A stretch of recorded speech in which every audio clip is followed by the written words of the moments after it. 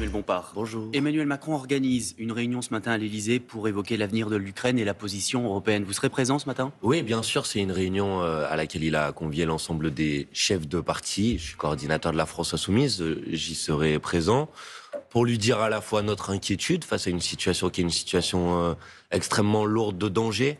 On voit peut-être s'ouvrir des négociations de paix entre la Russie et l'Ukraine. On va y Sans revenir. que la France et l'Union européenne ne soient autour de la table des discussions, c'est un problème. Je vous le demande parce que les dernières réunions avec le chef de l'État, le fameux format Saint-Denis, à chaque fois vous aviez pris l'habitude de les bouder et vous les qualifiez même d'exercice monarchique. Là, ça n'est pas le cas, l'heure est grave. Non, la dernière réunion, effectivement, nous n'y avions pas participé parce qu'il s'agissait, en quelque sorte, de construire dans le dos du Parlement un déni de démocratie, le vol du résultat des dernières élections législatives, et il n'était pas question pour nous de participer d'un tel enfumage. Là, il s'agit d'avoir un échange sur la situation internationale. C'est le président de la République, chef des armées. Je pense qu'il est normal d'aller à une rencontre pour discuter de cette situation internationale, pour pouvoir dire notre inquiétude. La question des troupes au sol français commence à se poser. Quelle est la position des Insoumis là-dessus? Mais il ne peut pas être question d'envoyer des troupes françaises au sol aujourd'hui. Il pourrait être question à l'avenir, si les conditions d'une paix juste et d'une paix équitable voient le jour, pourquoi pas dans le cadre de l'Organisation des Nations Unies. Les Européens ne sont pas d'accord. Oui, mais précisément, vous me demandez la position de la France, vous êtes d'accord? Je dis que envoyer des troupes au sol aujourd'hui, ça n'a aucun sens. La question qui nous est posée aujourd'hui, c'est comment on fait en sorte, d'abord, que l'Ukraine soit à la table des discussions, parce que la paix ne peut pas se construire dans le dos des Ukrainiens. Et deuxièmement, comment on fait en sorte que la France et l'Union européenne soient autour de la table des discussions. Parce que les conditions de la paix entre la Russie et l'Ukraine vont avoir des conséquences sur la sécurité de l'Europe de manière générale, sur la sécurité de la France. Et donc, je regrette et je trouve qu'on est face à, d'un certain point de vue, un fiasco diplomatique qui a été la position de la France depuis des mois et des mois. Pour quelle raison? Depuis des mois et des mois, nous disons, il faut bien sûr aider l'Ukraine, mais cette aide à l'Ukraine, elle doit servir à ouvrir le plus rapidement possible des négociations de paix. Avec la Russie, évidemment, directement avec Vladimir Poutine. Mais avec l'Ukraine autour de la table. Mais nous disons, le rôle qui doit être celui de la France, celui de l'Union européenne, ça doit être de créer les conditions d'une paix durable avec des garanties de sécurité mutuelle. Quand nous avons dit ça, on nous a dit, vous voulez abandonner l'Ukraine, on nous a caricaturés. Et on a eu le droit à un entêtement dans une position qui était une position de déni.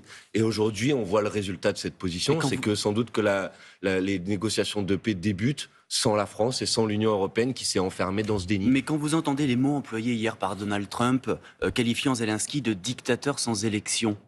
Non mais de Donald Trump, tout le monde a compris. Il sera autour de la table, Donald Trump. C'est comme ça, on n'a pas le choix.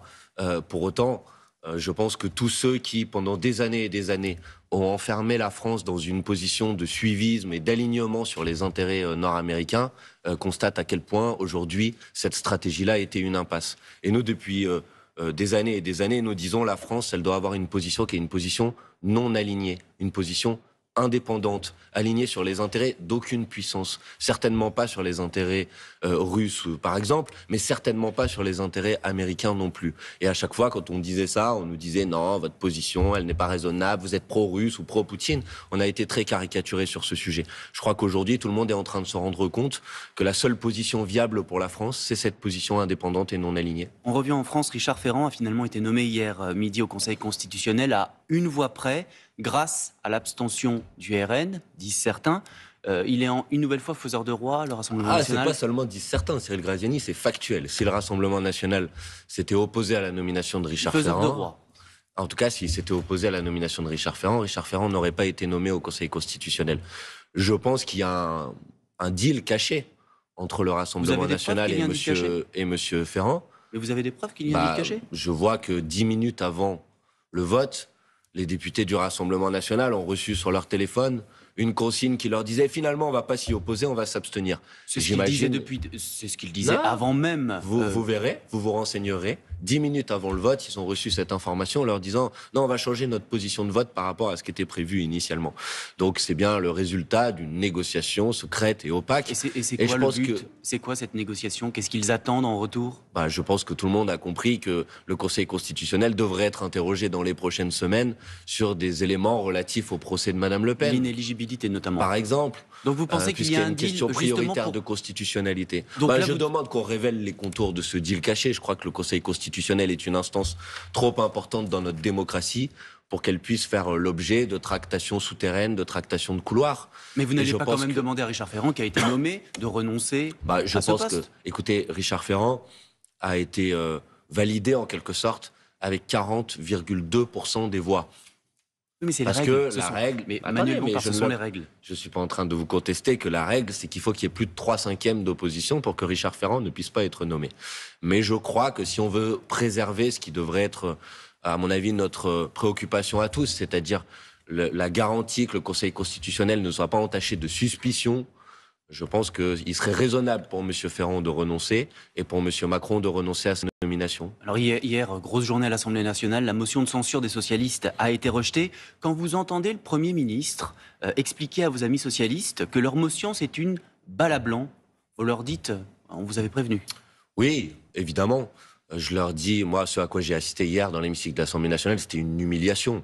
Et François Bayrou... Ça vous a fait sourire? Non, ça m'a pas fait sourire parce que, vous savez, François Bayrou a manipulé les socialistes, les a convaincus de ne pas voter la motion de censure qui valait quelque chose. Et puis, quand le Parti socialiste fait une manœuvre qui était assez piteuse, il faut le dire, pour essayer de faire croire on n'a pas voté la motion de censure, mais on va en déposer une nous-mêmes après. En quelque sorte, il les prend comme un Kleenex et il les jette dans la corbeille. Ils ont été prêts à leur propre jeu. Mais je crois de quelle naïveté il fallait pour tomber dans ce piège qui était un piège grossier. Et donc oui, je pense qu'on a assisté à une humiliation. Et vous l'avez dit vous-même, c'est pas faute de les avoir prévenus. Et je pense que tout le monde doit comprendre que on a besoin d'opposants qui sont des opposants sérieux, des opposants conséquents, pas des gens qui se font manipuler par les rondes jambes de François Bayrou. Mais est-ce que c'est une relation toxique que vous avez avec le Parti socialiste, comme l'a dit Jean-Luc Mélenchon Là, j'ai hier? l'impression que la relation toxique, elle était plus entre François Bayrou et le Parti socialiste. Mais vous leur dites de revenir à la maison maintenant? Et c'est-à-dire qu'ils ont déjà eu de multiples occasions quand même de clarifier leurs intentions. Je vous rappelle qu'à 5 reprises successives, ils n'ont pas voté la motion de censure qui servait à quelque chose, puisque c'était une motion de censure pour empêcher, par exemple, le budget, le très mauvais budget, le pire budget de ces 25 dernières années. Mais elle ne serait pas passée, même avec le vote des socialistes. Je ne sais pas. J'ai entendu le Rassemblement national dire si le Parti socialiste l'avait voté, on aurait peut-être voté. Ce que je trouve quand même, que les gens qui nous écoutent le voient, ce que je trouve quand même assez pitoyable, c'est ces opposants de pacotille. Le Parti socialiste d'un côté, le Rassemblement national de l'autre, qui cherchent toujours des prétextes et des excuses pour à la fin garantir la continuité de la politique macroniste en France. Donc pour le Rassemblement national, ça se traduit par le fait de ne pas voter les motions de censure, par le fait de laisser le plus proche collaborateur du président de la République devenir président du Conseil constitutionnel. Et pour le Parti socialiste, ça passe par des tartufferies comme celles auxquelles on a assisté hier. Le rapport de la Cour des comptes va être remis dans quelques minutes par Pierre Moscovici à François Bayrou. Les syndicats vont réentamer de nouveaux rounds de négociations.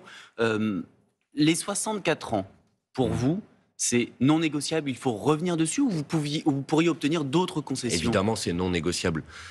D'ailleurs, les Français, à chaque fois qu'ils ont été invités à se prononcer sur ce sujet... Les syndicats ne sont pas tous unanimes là-dessus. Ils ont le droit d'avoir leur position. Moi, je vous dis qu'au moment de la mobilisation contre la retraite à 64 ans, plus de 90% des actifs étaient opposés au report de l'âge de départ à la retraite à 64 ans. Ils sont toujours aussi opposés?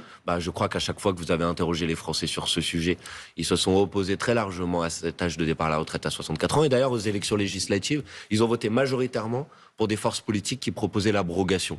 Et à l'Assemblée nationale, il y a une majorité de députés pour l'abrogation. Alors expliquez-moi pourquoi ça serait le seul sujet sur lequel l'Assemblée nationale ne pourrait pas tout simplement librement se prononcer. Il faut que ça revienne à l'Assemblée nationale, quoi qu'il se passe. Mais évidemment. Et l'Assemblée nationale doit pouvoir voter l'abrogation de la réforme des retraites comme première étape, c'est-à-dire le retour à l'âge de départ à la retraite à 62 ans. Et en ce qui nous concerne, et ça après ça sera un enjeu des prochaines campagnes, en particulier sans doute de la campagne présidentielle, nous proposerons le retour à l'âge de départ à la retraite à 60 ans avec 40 annuités de cotisation, qui a toujours été notre position. Merci beaucoup Manuel Bompard et bonne journée à tous.